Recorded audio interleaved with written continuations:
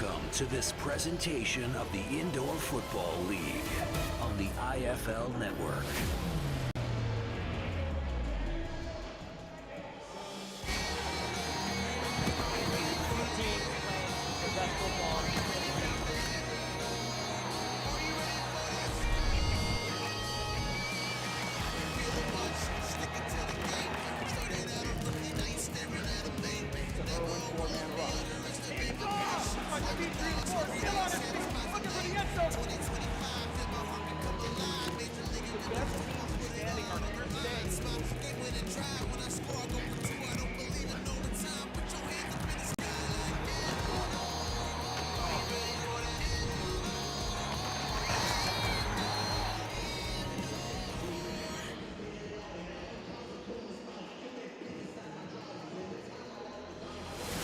Welcome to this presentation of the Indoor Football League on the IFL Network.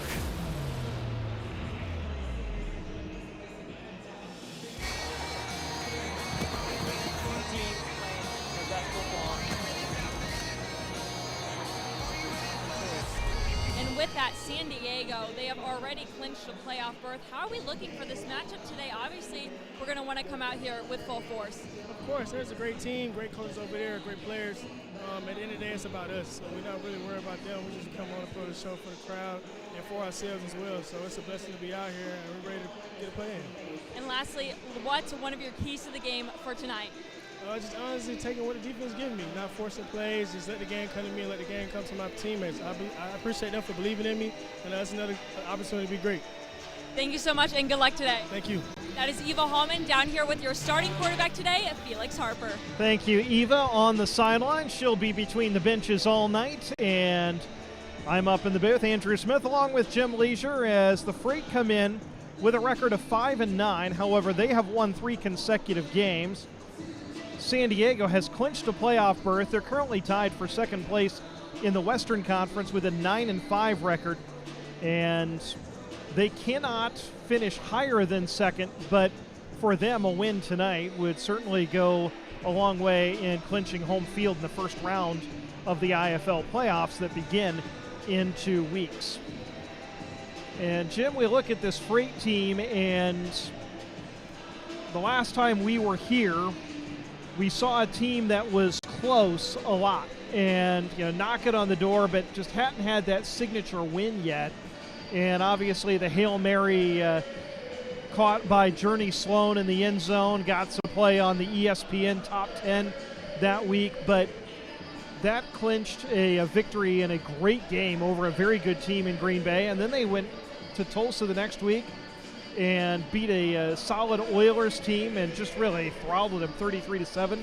Then after the bye week, came back last week and had a really solid offensive performance in beating Iowa 58-50. And so you've got a team that's entering the end of the season feeling really good about itself because it's playing some really good football, but it's won in different ways. It's won a couple of games with a really explosive offensive performance, and then one game as well with a defense that you hold a team to 7 points in this league on a 50-yard field, you're doing something right. Yeah, I'm not sure that everybody realizes just how really impressive that is because 7 points, like you said, on a 50-yard field in a league that's normally 60-58 or something like that.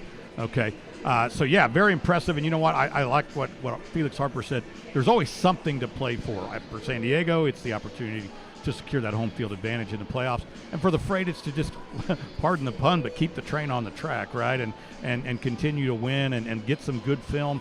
If it doesn't work out for some of these guys here in Fishers, perhaps it'll work out somewhere else in the league. There's always something to play for. And I think you got to be excited if you're a Fishers Freight football player and a Fishers Freight football fan with what they've done in the last 4 weeks. Well, year one is often about just establishing your culture, getting your team put together, and finding out who your players are going to be and who your core is going to be going into next year. And it really feels like Dixie Wooten has done a lot of tinkering. That Felix Harper's the 5th quarterback this team has used this season. We've seen a number of different running backs. We've seen a few new players come in at the wideout position. Journey Sloan came in a few weeks ago against Green Bay and has been a mainstay ever since. Last week they signed Isaiah Coulter, who has some NFL experience, former fourth-round pick of the Houston Texans. They've made some changes on defense, but it just feels like, it was talking to Dixie Wooten this week, every time we've added a player, we've made ourselves better. And it feels like right now they're laying the foundation for a good offseason going into the 2026 season, but they certainly want to finish 2025 on a high note as well. Yeah, and I like to add Dominic Roberto, the running back, into that too, because we've had some really good running backs at different times, throughout the season, but because of injuries and other things, it seems like that's been another position of instability, which is, of course, not quite as important as quarterback stability, but close. And again, it's funny that when I said this a couple weeks ago, that we are named after a freight train, because it seems like the train station in Fishers has been busy with players coming in and players coming out. And but I'll tell you, like you said, it's starting to gel. And no playoffs this year. I don't know if we're technically mathematically eliminated, but I know tiebreakers don't work in our favor. So it's not going to happen. But we can continue to play for this year. And we look at a San Diego team that they started out their first few years, they struggled, and then a couple of years ago they made a mid-season trade to bring in Nate Davis from the now on hiatus Duke City Gladiators, and that has turned things around for them. They went 10-6 last year, they're 9-5 this year, back-to-back playoff appearances, and this guy is an IFL lifer, 14 years as a pro, and started out with the San Francisco 49ers after. It's a name that some local football fans are going to know well, because he led Ball State to a 12-2 season and a top 15 national ranking much of the year in 2008. And I know this is a special game for him, a bit of a homecoming. He was in Muncie earlier this week visiting the staff at Ball State and the team there. But it's, he's a guy that longtime Indiana football fans know well from his time at Ball State, but he has just continued to play at a high level, and they're a very pass-heavy offense because they've got one of the top quarterbacks in the league. And Nate Davis is a great example, too, of what we've talked about in the past, Andrew, is that now Indiana high school players and college players can look at this Fishers Freight as an opportunity. If you want to continue playing, if you feel like, that some of the teams in other leagues, whether it's the NFL or the UFL or whatever, have overlooked your skills and abilities, then go ahead and they can stay local. I mean, I would imagine Nate would have preferred to maybe play in Fishers his whole career instead of bouncing around, the IFL. But it was never an option, but it is now. And Nate's a guy that, again, just loves to play the game. Probably still looking for that one opportunity for somebody to say, you know what, we're not happy with our quarterback room. Why not give this kid a shot? You can probably obviously sign him for the league minimum, or at least that, first or second year guy. So stories like Nate Davis are fun to watch. And we talk about high school players and college players from Indiana having opportunities here, and we've seen, obviously Christopher Oakley's been with the team all year from Lawrence Central, but Cam Hunt has been with the team most of the year from Carmel, just right down the road. But now the Freight have picked up as well Marcus Gray, who played at Indiana State from Jeffersonville, a Red Devil, and he will be in the lineup tonight. He was signed this week. So again, another opportunity. You've got guys that are local that have really good high school and college experience here, and now there's an opportunity for them to suit up and play professional football in their home state, and a lot of times their hometown. Yeah, and a lot of, honestly, when you pick up the rosters from week to week like we do, there's Indiana players peppered all over the IFL. And I'm not saying that all these guys are going to show up in mass, right, and play for the Freight, but I'm just saying that in the next few years, more Indiana kids can look at this as a viable option. They've never had that opportunity before. They do now. And so the Freight and the San Diego Strike Force getting set to kick off here this evening in the second to last game of the 2025 regular season. Earlier today, we had a chance to chat with the head coach of the Fishers Freight, Dixie Wooten. Here are his thoughts on our head coach's reports.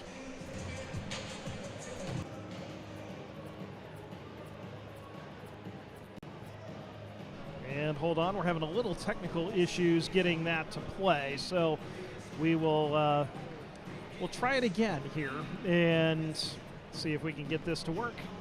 And so here. The Fishers Dixie Freight Wood back home tonight to take on the San Diego Strike Force. Our pregame show continues with a conversation with Freight head coach Dixie Wooten. And coach, coming into this game on a 3-game winning streak, and you've beaten a couple of really good teams in that stretch, a couple of likely playoff teams. Just describe kind of how things have really turned in a positive direction here these last few weeks to where you're on a little bit of a roll coming into these last 2 games of the regular season. It's a great feeling. My guys have bought into the program. It took a little while, but we understand what we have to do to be successful. We beat a playoff Green Bay team, we beat a Tulsa Green Bay team, and we beat a solid Iowa team. So my guys understand if we don't turn the ball over, we can beat anybody any day. So that's our biggest thing, and also adding Felix Harper to the program, it made us that much better. Describe Felix Harper. He's a guy who played for you last year in Bay Area. You know him well, and the opportunity to get him, and just what has he done to elevate this offense and this football team? Adding Felix is huge. He was with me in Bay Area in 2023 when we won the championship, and then he was with me the 2024, so he know the playbook back and forth. So when we had an opportunity to get him from Massachusetts, it was a no-brainer. Brought him in the first day, threw him in the lineup. He knew the plays, he knew the concepts. But overall, the part I love the most is his leadership. He came in, and now he took over the team, and everybody followed Felix, and we go as far as Felix takes us. You've had opportunities to kind of upgrade your wide receiver room. It was already deep. I know you've had a couple of injuries and things like that, but getting a guy like Journey Sloan, who obviously had the big catch a couple of weeks ago against Green Bay, but then adding a guy with some NFL experience as well in Isaiah Coulter, how much has that just elevated this team and made you an even more potent offense? It's big time because, having J.T. Stokes is huge, but now you get to add weapons around him. You get to add, Journey Sloan, a vet in this league. But now you bring in Coulter with NFL experience. Now the room is solid. You can't double team one person. You can't try to take one person out of the game plan because all 3 receivers can kill you now. So with JT being our number 1 and with 2 great receivers around him, it's the sky's the limit for our passing game. And then you complement that with a running game, and you've got a luxury a lot of teams don't have in this league, and that you've kind of developed a 2-headed monster back there with Roberto and King. And how important is that? Because you can always keep a back fresh and be able to throw some different looks at defenses. With us, man, we love to run the football. Our offensive line is great. Coach Trey, he do a great job of getting those guys ready. So it's easy to lean on that offensive line, but having a guy like Roberto and having a guy like King, those guys they can run hard, they run downhill, they got moves, they have the ability to block, but also they can catch in the pass game. So those guys never get tackled by the first person, and that's the great part about it. Well, and look at the other side of the ball. Your defense in Tulsa put up a tremendous performance. To give up 7 points in this league is almost unheard of, and then you add to that with it was a high-scoring game last week, but you got a big stop when you needed to at a critical moment. And I know it really starts with the guys up front. Jalen Swan, Christopher Oakley have been here all year, but then you've complemented that with a couple of other guys. But just describe how your defense is playing right now and how that's allowed you to have the success you've had here. Man, our defense is doing a great job. You got Coach Chuck and Coach Keontae is doing a great job on that side of the ball, making sure those guys understand their assignments, their alignments, their assignments, and everything. So now we top 5 in defense in the whole IFL because of that reason. Up front, we getting sacks, we getting pressures, but we stopping the run big time. So that's making these teams one-dimensional. Tamar Hart is having a great year at linebacker. He's one of the probably top 5 linebackers in the league. And our secondary is coming to play big time now. A.J. Jackson, Jalen Rowe, they grew in the program. Now they understand exactly what we're trying to teach them. And so, our defense is one of the top in the league. They're flying around and having fun. I know they've got a tough task this week. Nate Davis, one of the top quarterbacks in this league. What kind of challenges do they in their passing game present for you guys? So, Dave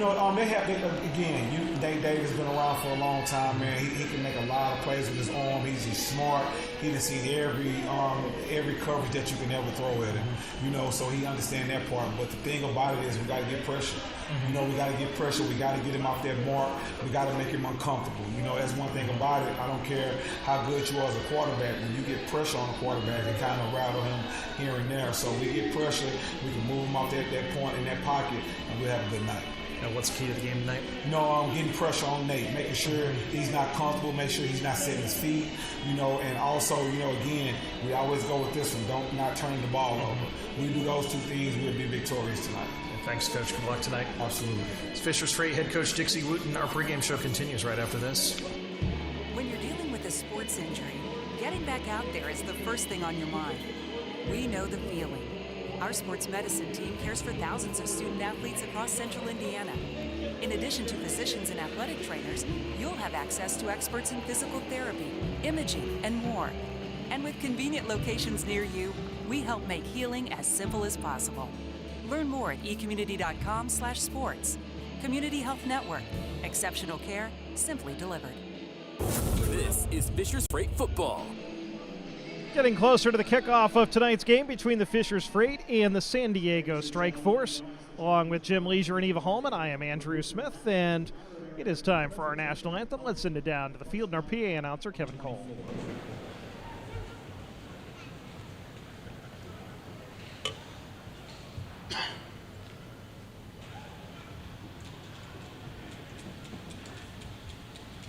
Please remain standing as we continue to honor our country with the singing of our national anthem, presented by Edwards Electrical and Mechanical.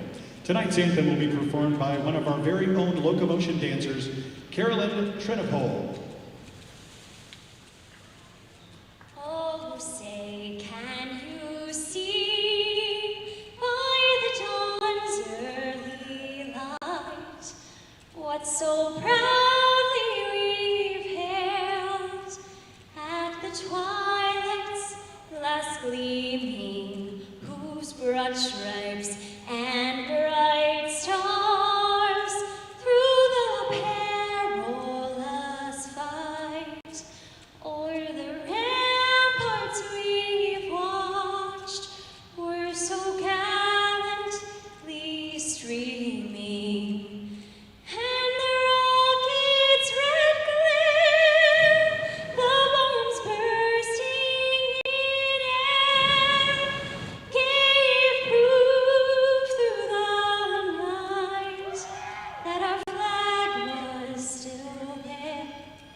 Oh, say does that star-spangled banner yet wave for the land of the free and the home of the brave? It's Carolyn Trenopole of the Freight's Locomotions Dance Team with our national anthem this evening at the Fishers Event Center. That means it is almost time for football. The Freight and the San Diego Strike Force have taken the field, and it's about time for the coin toss and Umpire Dave Green, the head linesman Tim McGuire, start of this football game. Lindsay, and the back judge is David So, Ross. an opportunity for the Freight. It's been a hot minute since they've been here at home. They have had 2 road games and a bye week the last 3 weeks, but the last time they were here at the Fishers Event Center, it was a thrilling come-from-behind victory over the Green Bay Blizzard, in which the lead changed hands 3 times in the final 20 seconds of the game. And Jim, that's kind of the excitement that the Indoor Football League can bring, because you can score pretty much on any play at any time, and expecting more of the same here tonight. Well, there's a lot of really heads-up plays there at the end by the Freight. Once that the other team took the lead, Green Bay took the lead, and they had to kick off, and of course they didn't want to kick it deep and run the risk of a return. so they had to squib it with 6 seconds left. A lot of guys will pick that thing up and try to return it, get tackled at the 20-yard line. Clock expires, game over. Our return man wisely took the ball right to the sidelines and basically stopped the clock with 2 seconds to go, giving us an opportunity for that Hail Mary from midfield, and it worked out. So really smart heads-up play by the Freight led to a victory.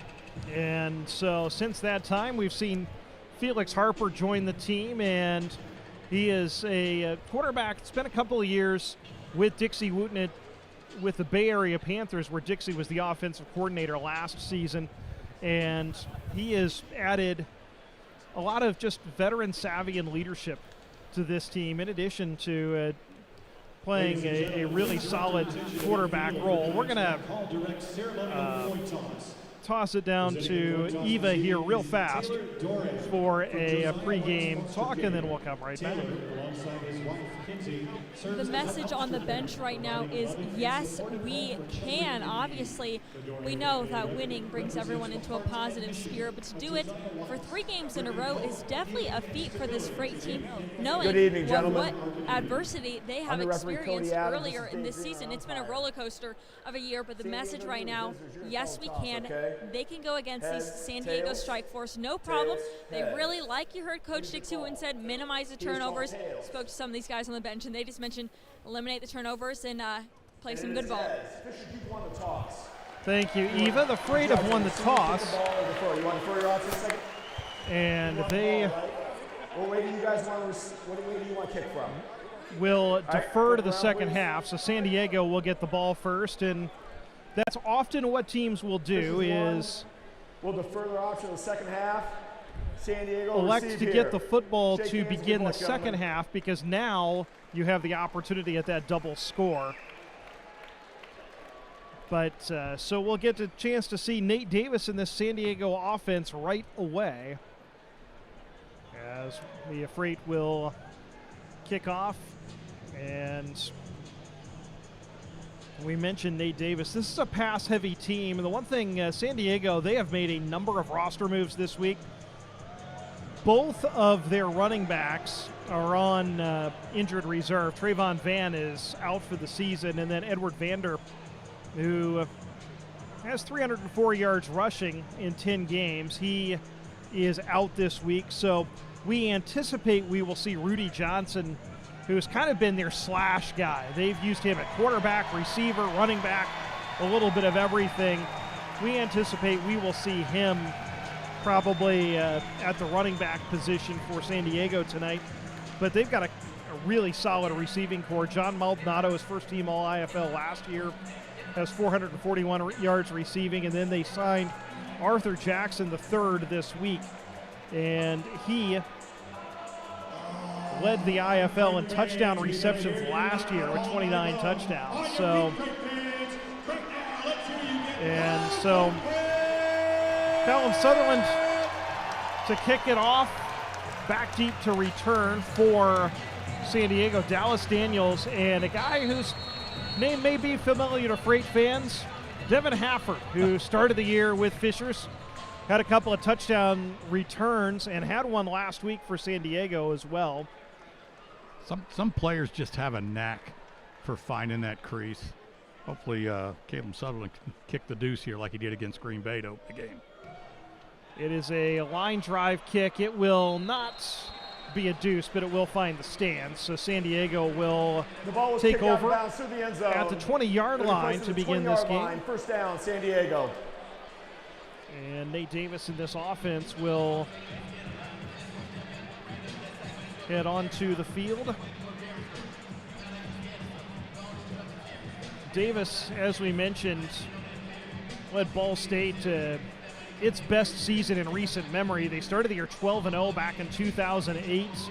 Were ranked as high as number 12 in the national polls and finished that year 12-2. He has been playing pro football since he was drafted by the 49ers back in 2009. And takes the snap, throws a little dump-off route over the middle to Rudy Johnson, and he's dropped after a gain of 6 or 7 yards to the 23 of the Freight. We'll call it a 7. Well, yeah, we'll put it at the 23. So It'll be 2nd down and 3. Nice little clearing route there. You run everybody off, and then you slip the back out of the backfield just past the line of scrimmage and where the linebackers have vacated, and you just toss it to him. Nice. I like the first play calls, especially to open a football game. So it'll be 2nd down and 3. They'll send trips right. Davis on play action under pressure, but throws a nice ball down the sidelines, and it's caught by Shane Hooks down to the 4-yard line. They may give him progress to the 3, but that's a 19-yard gain and a 1st down for San Diego. A nice ball thrown by Nate Davis. Well, and you know Davis is going to be able to thread those needles and find those windows. You know, they run a little pump fake, a wheel route. In the old days, we used to call it a chair, but you fake to the out, and then the out turns up, and then you put it right between the corner and the safety. And, again, that's something that he can probably do all night. Davis now will line up under center with Rudy Johnson. Now he'll back up to the shotgun position with Johnson set to his left. And they'll pitch to Johnson. Tries a sweep to the left, and it's read nicely by Jalen Swan, who drops him for a gain of a couple to the 2-yard line. It'll be 2nd down and goal. Swan closes very nicely off the backside. There was some pressure by the force player for the Freight defense, who forced the running back inside, and that shortened the path to the running back for Swan, and nice job. So it'll be 2nd down and goal for San Diego. First drive of the game, we have no score. Maldonado, Hooks, and Daniels are the receivers. They all set to the right. And Johnson is the running back.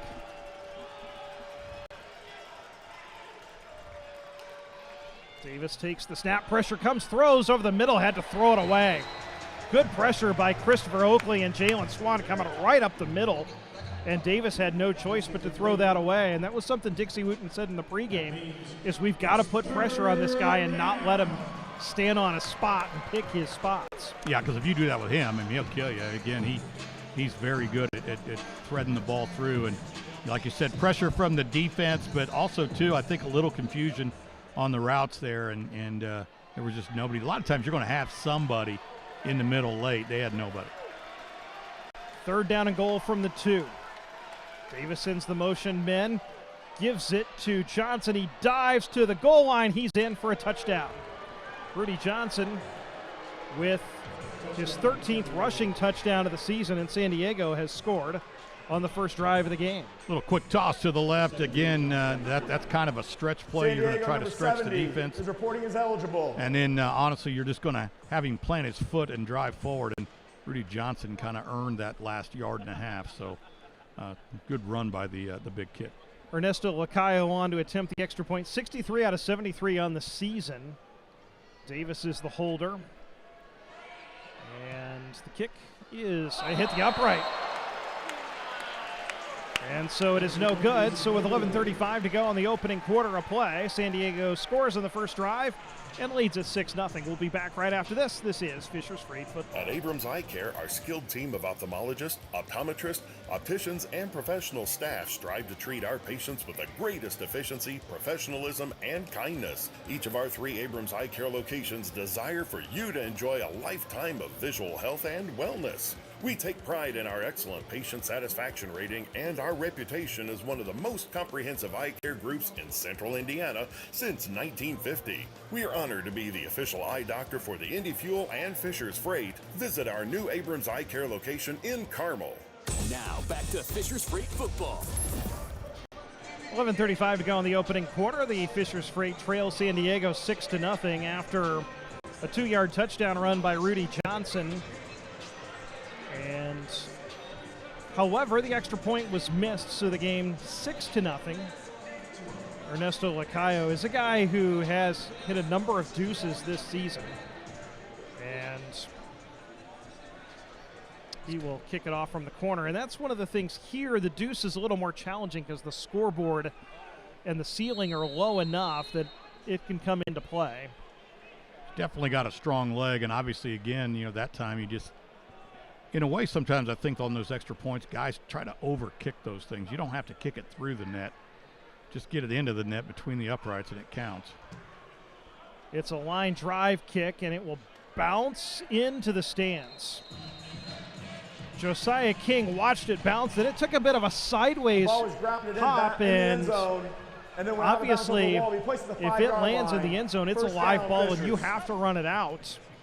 And he saw it bounce, and it took that sideways hop, but it did eventually land in the stands. So the Freight will take over at the 5-yard line, and we'll get a chance to see Felix Harper here at home for the first time. He was signed before the Tulsa game the last week of June. Harper, a third-year pro out of Alcorn State, where he was a 2-time All-American at the FCS level. Stacks 20 receivers on top of each other left and empties the backfield. Throws left, and it is caught by Josiah King. He tries to get away from a tackler, but is unable to do so, and he's dropped at the 8-yard line. Matt Elam, one of the several players signed by San Diego this week, makes the tackle. It's a 4-yard gain. It'll be 2nd down and 6. Well, again, as a receiver, sometimes you want to do that little retreat step to try to get the DB to miss. If you can spin out of it, you can get some yards after the catch, but doesn't always work. And that time it kind of cost the Freight a yard, I think. So it'll be 2nd and 6. They'll again empty the backfield, send trips to the right this time, and give to J.T. Stokes cutting across, and he gets close to the first down. And now a very late flag was thrown. San Diego is saying it's on the Freight. Jackson Craven's defensive lineman was all the way over at the sideline to make that stop. Kind of an unusual spot for that flag, because normally, I mean, that was nowhere near the point of attack. And a lot of times officials at every level have kind of an advantage, disadvantage. Was there a little bit of a hold? Maybe. Okay, but did it affect the play? No. We'll see. We'll see who they called it on. Well, they're talking to Dixie Wooten and A.J. Forbes, and they're marching it off against San Diego. Defense. Okay. San Diego, number 20, unaligned inside the belt. 5-yard penalty, 2nd down. Matt Elam did not line up correctly, so that was a very late flag, however. Well, and that's, again, I mean, I like that call in illegal defense. The flag in that spot makes sense. If it had been a hold, it's like, well, I mean, gosh, that was 15 yards from the play. Now 2nd down and 1. They will try the tush push and push Felix Harper across the line to gain for a 2-yard gain, and the Freight move the chains. First down. He needed a yard. He got 2. I think he actually kind of bobbled that snap a little bit. I don't know how much practice he's had under center, and that's, every team's, again, teams at every level, high school, college, and pro, seldom if ever get underneath the center anymore, and when they do, sometimes it can create problems. Harper was with the Cleveland Browns back in 2022 and then played the next year in the CFL with Edmonton. Takes the snap, under pressure, he's going to take off, eludes a tackler, spins out of another, and is brought down at the 23-yard line. He was hit kind of late. I think he was hit a lot late. By Guy Thomas. And no flag. It ends up being a 7-yard gain on the scramble. See, look, he gives himself up kind of right there, and then the guy takes 2 more steps and drills him. The crowd doesn't like it. Well, I don't know. I mean, the white hat is the one responsible for the quarterback, and I believe that he's responsible for him even when he scrambles. It was a pretty easy one for me, but obviously not for this group. It'll be 2nd down and 3. Give to Josiah King, gets a crease and nearly broke it. Touchdown saving tackle made by Elijah Reed, but it is a gain to the 18-yard line of San Diego on a 1st down for the Freight on a 10-yard run. Yeah, nice job there again by King of just finding the crease. Watch it here right there, and then just accelerating through. And like you said, a really nice tackle by Elijah Reed. Otherwise, he scores. So 1st down for the Freight from the San Diego 18. They moved the chains twice on this drive. Again, an empty backfield. Harper play action, throws it, it's dropped.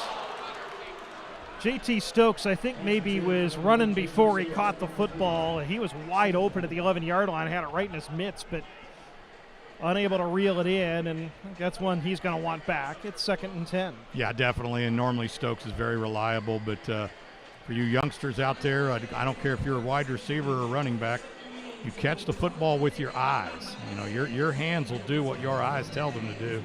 But when your eyes come off the football, I mean, now you're just getting lucky. I mean, I'm not saying you won't catch it, but, you know, you're putting yourself in a bad spot. Got to see it.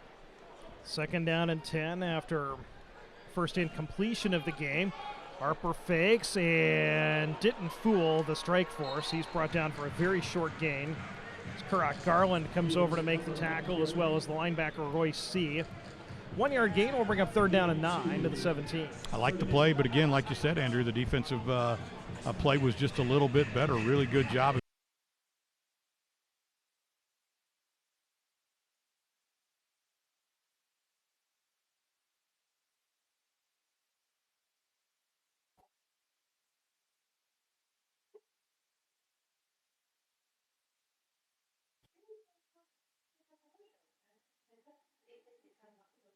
Let's take a pass.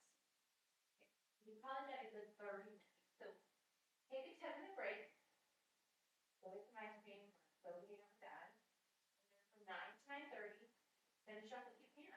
And then show it tomorrow. Be right. That's all you can do. Are you okay with filming the show?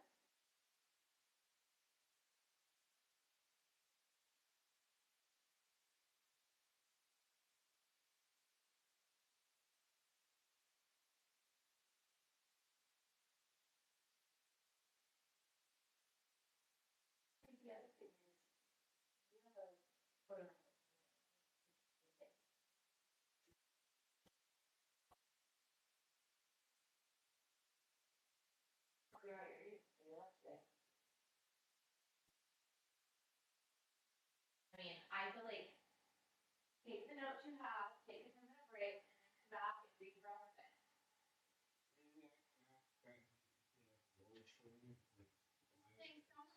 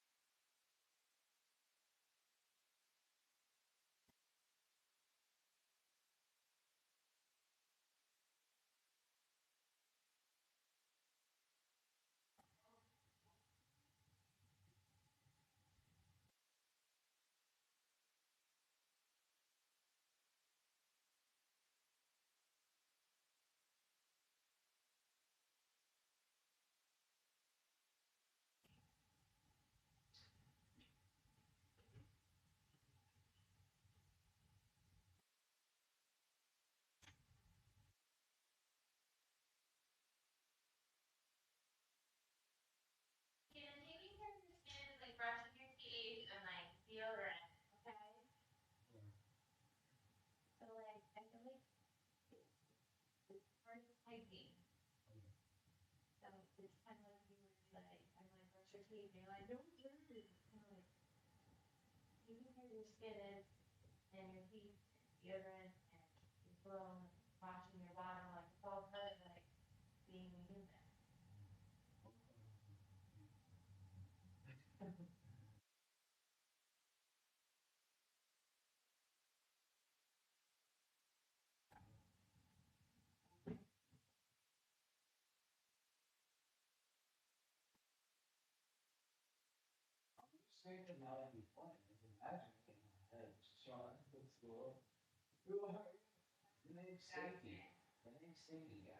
Yeah.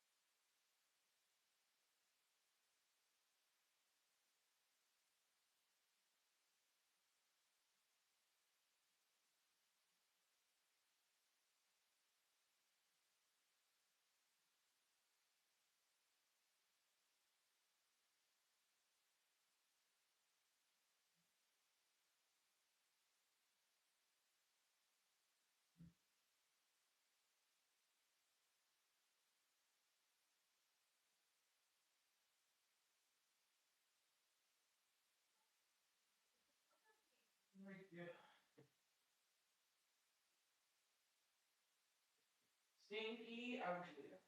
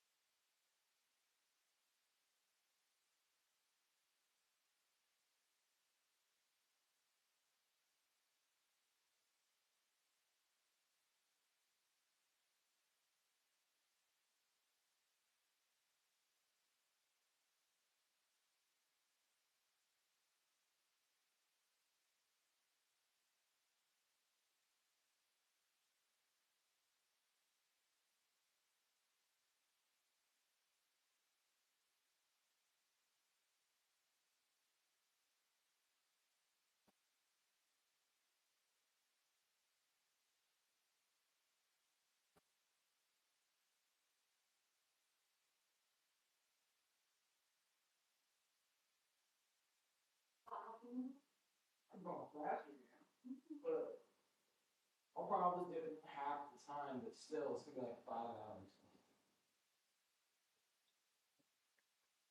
I don't understand how you miss one day of school. What? I don't understand how you missed one day of school and you're that far behind. Oh.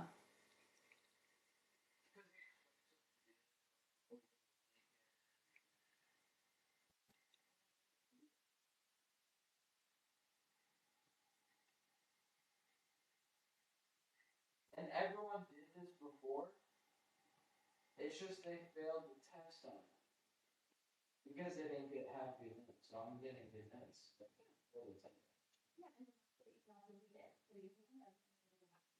Yeah, I already did.